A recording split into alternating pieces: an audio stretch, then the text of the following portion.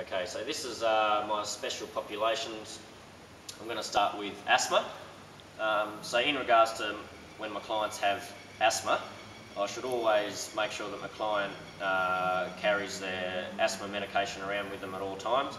This is usually in the form of a puffer or a ventilator or something of that description.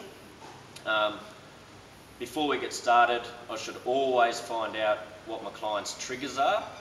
If there is anything in particular that brings on their asthma or could possibly cause an attack, things like dust or some pollen from outside could be an example of a trigger. I should also find out whether or not my client's asthma is exercise induced, or whether or not it just comes on naturally. Hopefully my client will not be affected by any exercise that we're going to perform.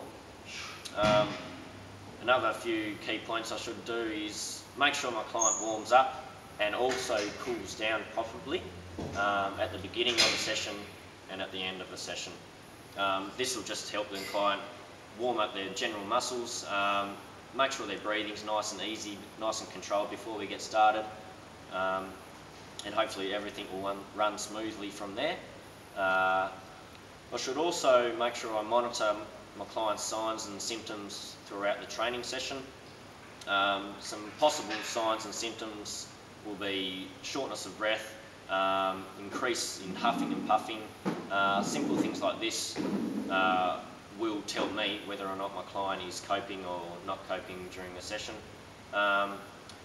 Also, generally, most of the time, my client will be aware of their own capabilities, and in most cases, they will know more about their specific condition more than what I will.